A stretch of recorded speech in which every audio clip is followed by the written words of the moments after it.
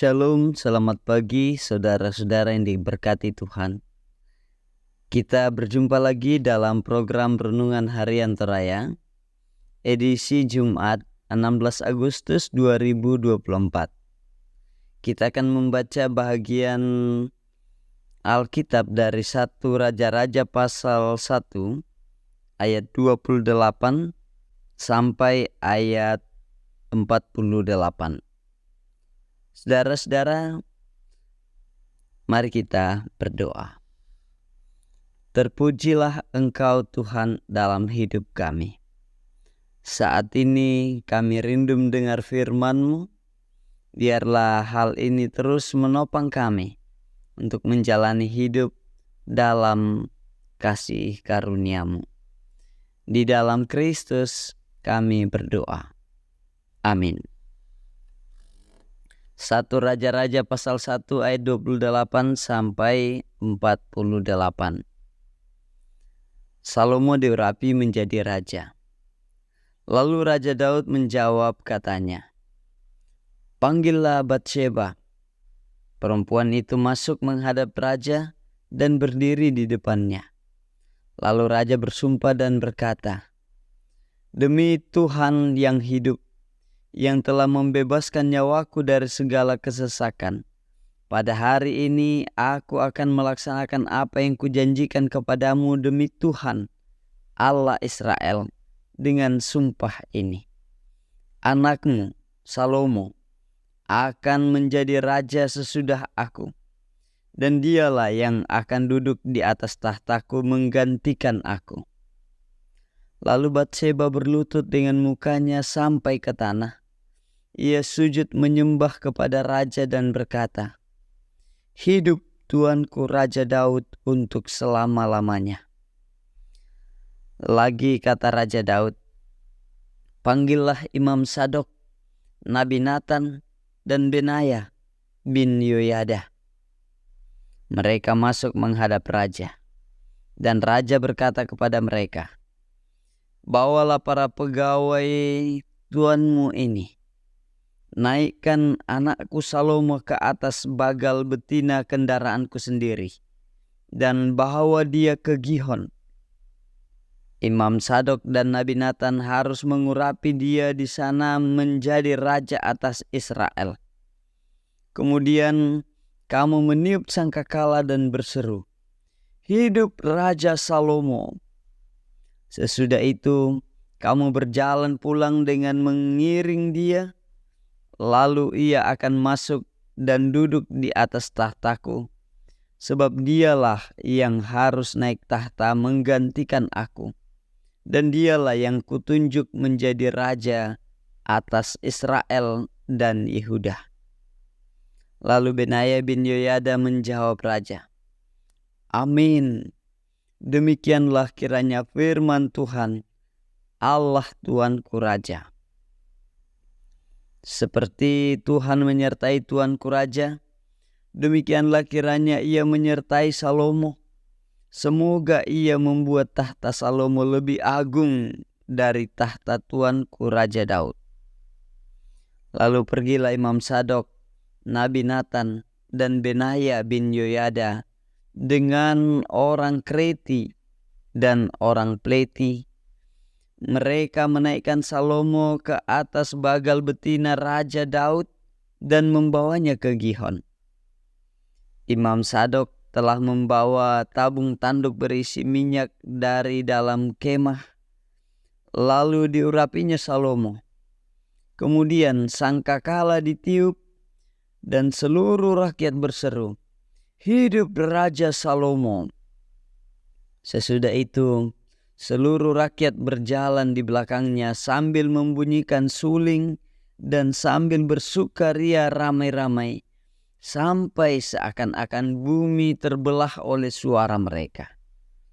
Padahal hal itu kedengaran kepada Adonai dan kepada semua undangan yang bersama-sama dengan dia ketika mereka baru habis makan.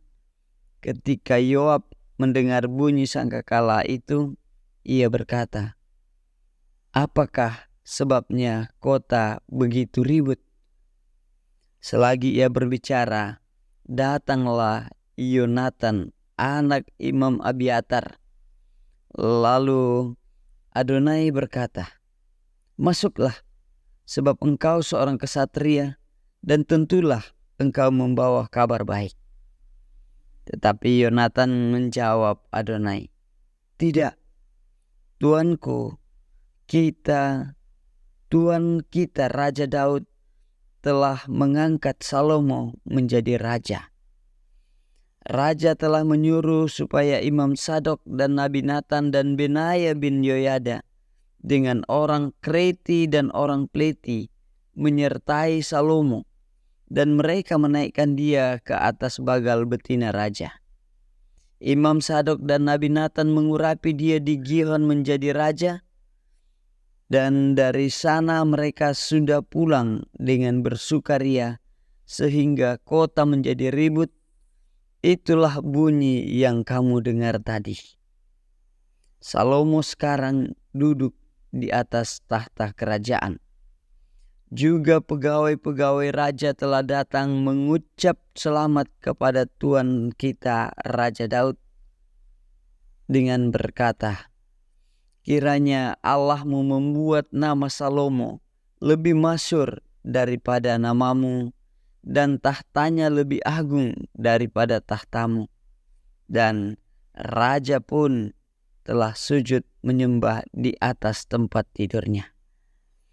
Dan beginilah katanya, terpujilah Tuhan Allah Israel yang pada hari ini telah memberi seorang duduk di atas tahtaku yang aku sendiri masih boleh saksikan. Demikian pembacaan kita, terpujilah Kristus. Saudara-saudara, tema kita hari ini politik atas nama Tuhan. Politik situru sanganna puang.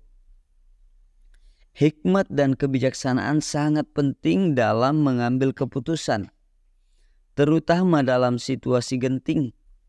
Hikmat Daud sebagai raja yang diurapi Tuhan kembali ditunjukkan ketika menghadapi suksesi kekuasaan, di mana ia harus mewariskan tahta kekuasaan kepada salah seorang sebagai raja Israel.